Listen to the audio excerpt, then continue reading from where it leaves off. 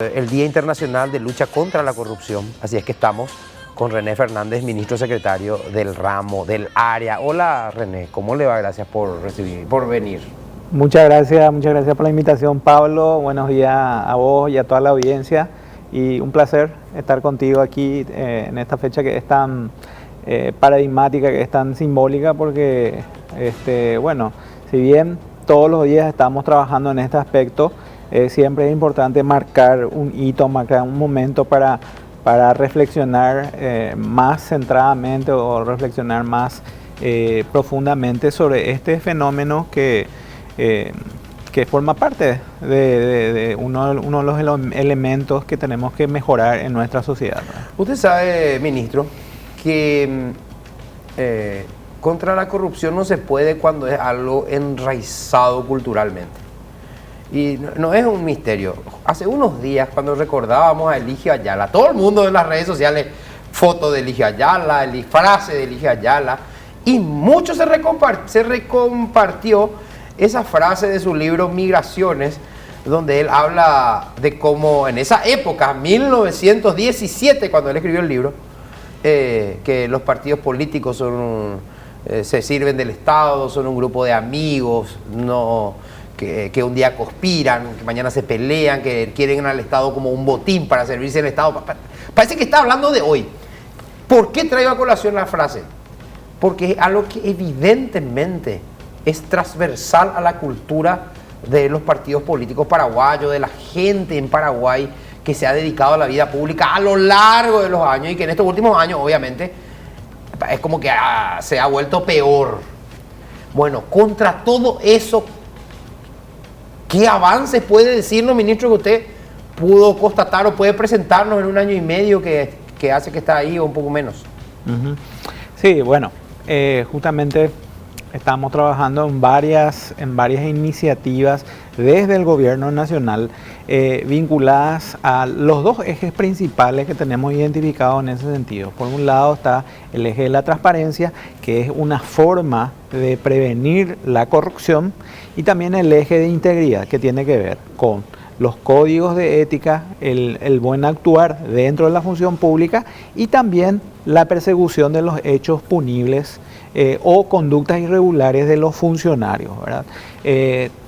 En ese sentido, estábamos haciendo una recopilación de los casos más importantes, sí. ¿Verdad? Creemos que realmente hay mucho por hacer todavía, pero creemos también que mucho se ha hecho en ese sentido. Fíjate que hemos tenido casos muy importantes en donde se ha detectado que funcionarios públicos que se encuentran prestando servicios, por ejemplo, en la Policía Nacional, cuya función principal es la de prevenir la comisión de los hechos punibles e investigar también los hechos punibles, se encontraban al servicio de organizaciones criminales, sí, de tal forma a garantizar la impunidad de estas organizaciones criminales. Claro. Y han existido grandes operativos que han sido liderados principalmente por la Secretaría Nacional de Antidrogas, en donde se ha podido identificar a estos funcionarios públicos y iniciar procesos penales con evidencias fuertes, con evidencias objetivas que sirven de fundamento para el inicio de estos procesos penales. Están todavía en curso, pero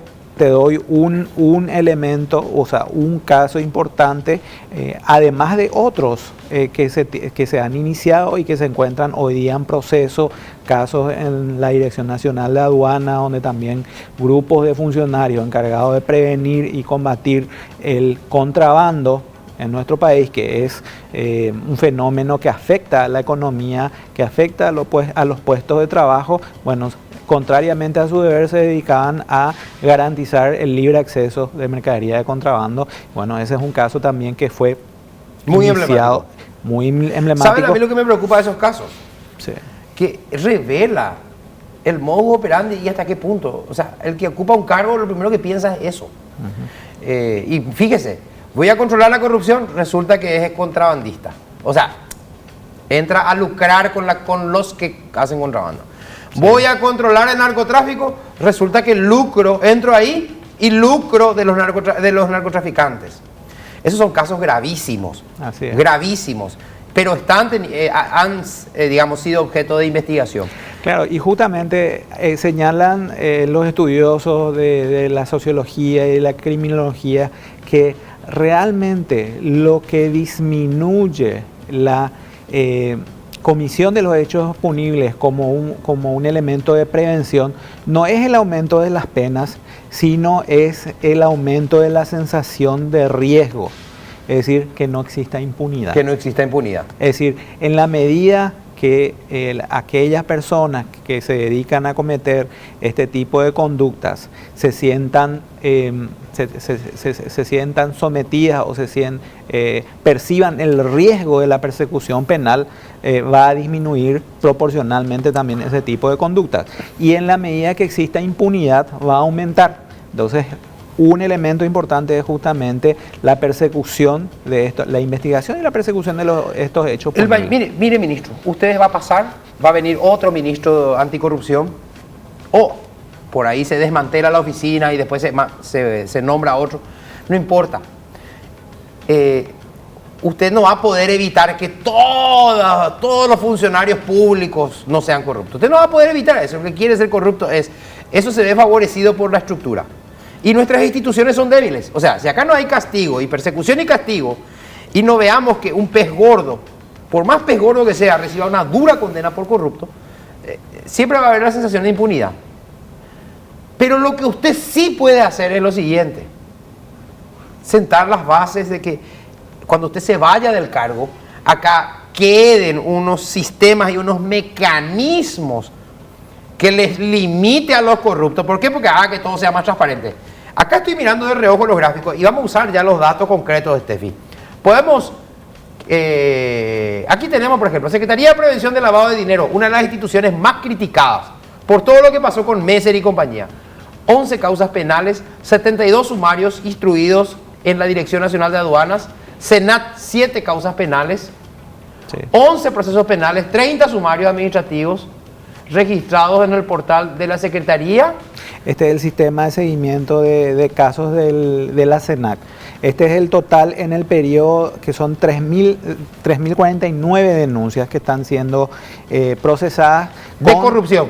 Sí, denuncias de corrupción que están siendo procesadas en el sistema que es administrado por la Secretaría Nacional Anticorrupción en forma conjunta con una red de unidades de transparencia. Bueno, dice, ¿qué es la transparencia activa? La obligación de las fuentes públicas. ¿Qué es la fuente pública?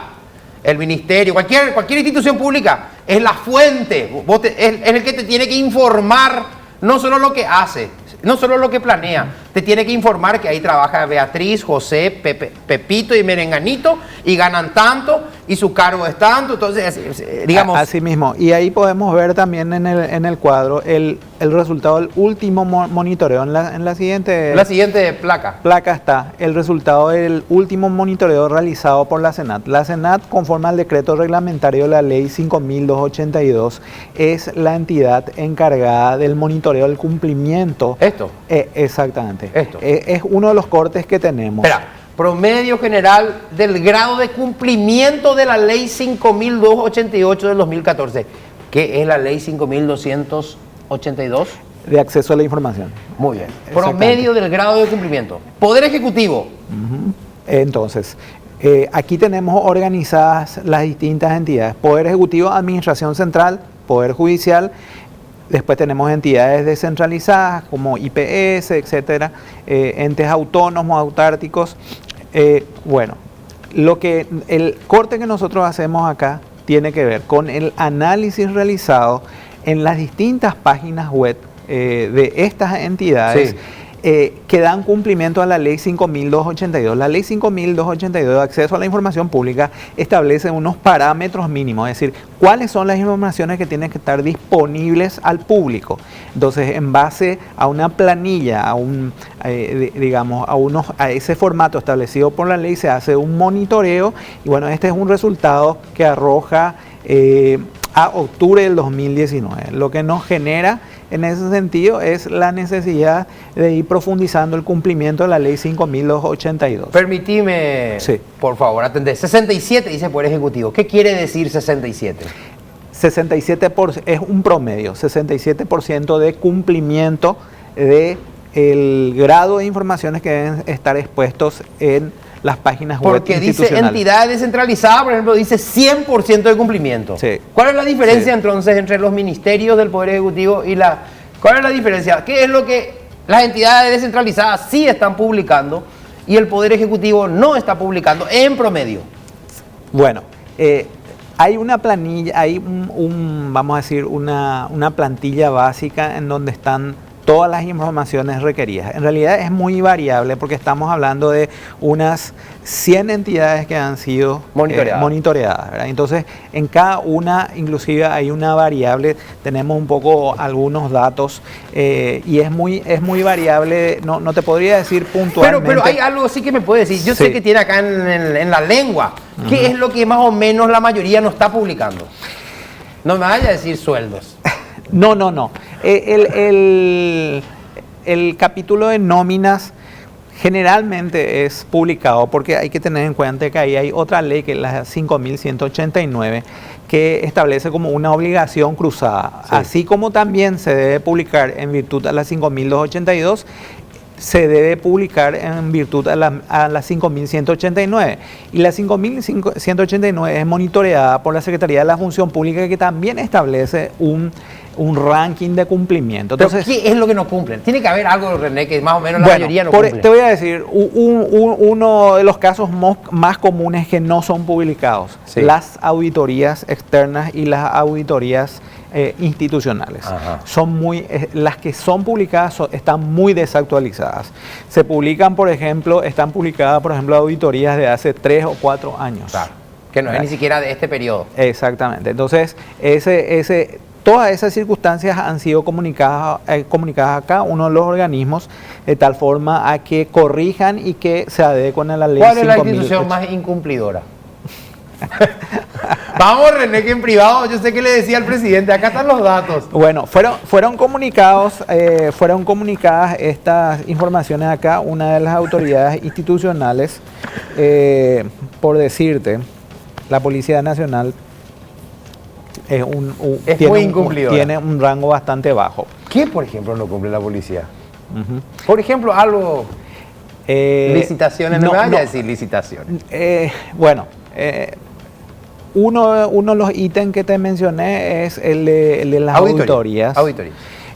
Otro también es el de los viáticos. Hay territorios grises. Sí. Viáticos de la policía. Sí. Son ítems que en general... ¿Combustible? Sí, también podría ser el ítem de combustible que en realidad está en un compuesto independiente donde sí. También está el... ¿Sabe por qué le digo, René? Porque la policía es una institución llena de hombres y mujeres. 15.000 por ahí son, 17.000. A ellos hay que comprarle comida, combustible, balas. O sea, hay mucho gasto ahí hay que comprar muchas cosas. Sí. Saldo de celular, lo que se debe pagar es impresionante. Internet. Y todo eso tiene que rendirse cuentas. Así mismo. Ahí está el territorio gris, ¿verdad? Sí. Y fíjate que justamente lo que te decía, esa es una forma del control de la corrupción, porque a través de las herramientas de transparencia activa, el administrador público se ve compelido a exponer los datos de su gestión. Y en ese sentido te comento también que una herramienta, siguiendo la idea que estás estableciendo justamente, la de establecer las formas, la de establecer los cambios sí. de modelo, los cambios de paradigma. El día de ayer se dio a conocer el decreto del Poder Ejecutivo que establece la rendición de cuentas al ciudadano por parte de las instituciones que forman parte del Poder Ejecutivo. Esa es una herramienta que venimos trabajando ya desde hace bastante tiempo y una socialización que se hizo con entidades del sector público, sector privado, inclusive consultorías internacionales, se dio la necesidad de que el Poder Ejecutivo adopte como una norma obligatoria para todas las instituciones que dependen del Poder Ejecutivo la norma de la rendición de cuentas al ciudadano, que consiste básicamente en una estandarización del informe de la gestión del administrador público. Sí. Es decir, viene a complementar las herramientas de transparencia con que hoy día ya contamos. Si antes de la ley 5.282 las informaciones que eran publicadas en las páginas institucionales eran realizadas en forma más o menos aleatoria, como cada uno le parecía que era mejor o peor, con más o menos datos, la 5.282 vino a establecer un estándar. Este es el estándar mínimo. De aquí para arriba se tiene que hacer la transmisión de informaciones. Con este decreto que establece la voluntad política del Poder Ejecutivo de ir profundizando estos mecanismos de transparencia, lo que se establecen son unos mecanismos estandarizados de informes de gestión. Hoy día los informes de gestión de todas las instituciones del sector público, del Estado paraguayo, incluido Poder Legislativo, Poder Judicial, es realizado conforme a, digamos, a la mejor o menor voluntad política de cada entidad. Si el que asume hoy la presidencia del Senado, por ejemplo, es un hombre más transparente, una mujer más transparente, obviamente eso se refleja en su administración. Así mismo. Después viene otro presidente del Senado, un político más tradicional, y cambia todo. Un poquito menos, derriba todo lo que se hizo. Exacto. Bueno, lo que con este decreto se busca es que ya no dependa de la voluntad de la máxima autoridad de turno, sino que se establezca un sistema. Y este es un proceso que va a iniciarse a partir de enero del año 2020, que empieza con la formación del comité de rendición de cuentas de cada entidad del Poder Ejecutivo, que va a estar al frente de ese comité la UTA de cada entidad, que es la unidad de transparencia. Ministro, pero eso depende de la voluntad política del gobernante. Yo lo que quiero saber es... Claro, pero discúlpame, Pablo. Porque tiene que haber algo que obligue y que tenga una sanción. Bueno, este es un decreto que obliga a los administradores públicos. El Poder Ejecutivo, que es el gran administrador de la República, a través de su decreto, puede editar este tipo de normas que son de carácter obligatorio para todas aquellas entidades que dependen de su administración. Y bueno, la voluntad política está demostrada. ¿Cómo vamos a hacer, cuál va a ser el mecanismo de seguimiento para el cumplimiento? Así como lo venimos haciendo respecto a la transparencia activa, la Senat va a tener el trabajo, va a tener la labor de hacer un monitoreo del cumplimiento de las etapas y los procesos de rendición de cuentas, ¿verdad? Que hoy día lo llamamos informe de gestión. No se debe confundir con la función que tiene hoy día la Auditoría General del Poder Ejecutivo o la Contraloría General, que son informes de auditoría. Acá estamos hablando informes de gestión, rendición de cuentas al ciudadano sobre las gestiones institucionales, cómo se están usando los fondos. Y por darte un elemento más, por ejemplo, hoy día la periodicidad de esos informes de gestión depende un poco de los ritmos de cada entidad. Algunos lo hacen semestralmente, anualmente o en julio con el informe presidencial. Bueno, este decreto establece una periodicidad, ¿verdad?, de cada 3 meses. Trimestral. Trimestral. De actualización de datos. Claro. Y con un estándar. Y bueno, y después otros mecanismos más de acceso de la ciudadanía a estos datos, como por ejemplo un lenguaje accesible, una forma de exposición de los datos que pueda ser comprendida por el ciudadano común, pero también con datos que puedan ser utilizados por la ciudadanía, los periodistas, los investigadores, los académicos, con fines estadísticos y con fines científicos también. Bueno, por ejemplo, si yo soy administrador y no cumplo con esta ley, o sea, no alzo esto cada 3 meses al portal, toda la información, se me puede imputar a mí mal desempeño de funciones. Eso es una falta administrativa para destituirme. Pero a mí lo que me interesa es que figure como un delito por el que se te puede llevar a la justicia. Porque es el único modo de obligar, porque va a cambiar el presidente y el otro puede no hacerle caso a este decreto y eliminar vía otro decreto. O sacar otro decreto que sea más ambiguo.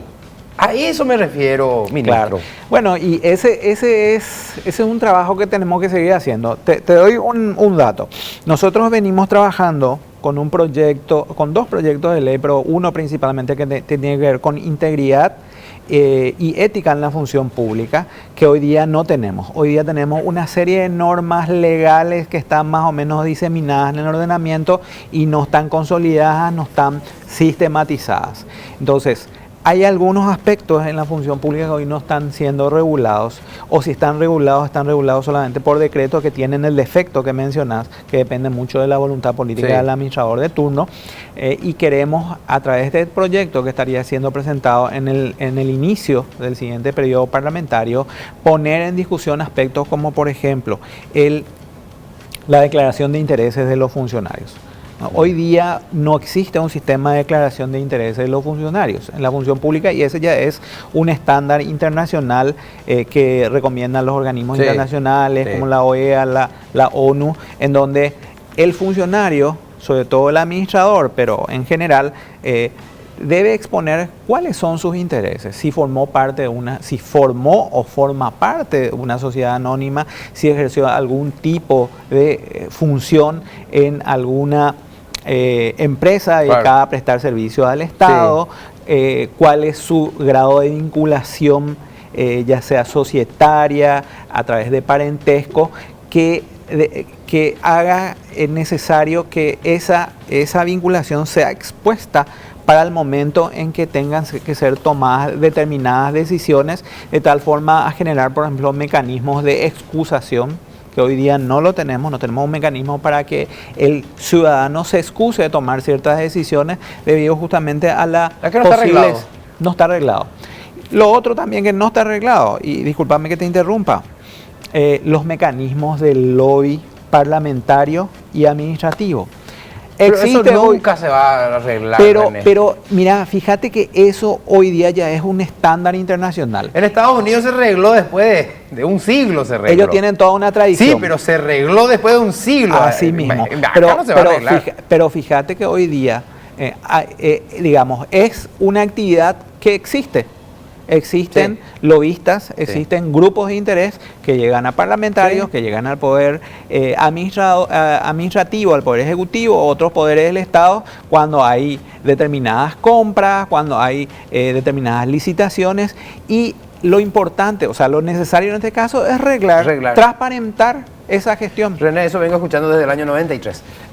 Ministro, muchísimas gracias. Siempre te deja corto el tema corrupción. Así mismo. Pero bueno, te agradecemos que hayas aceptado venir en este día de la recordación del Día Internacional de la Lucha contra la Corrupción, en lo que sin dudas hay mucho por hacer. No basta con la voluntad política de un funcionario, de un gobernante. Tiene que estar arreglado, tiene que haber leyes que obliguen, que generen un entramado, que hagan instituciones más sólidas, que traspase a las personas que eventualmente ocupan un cargo.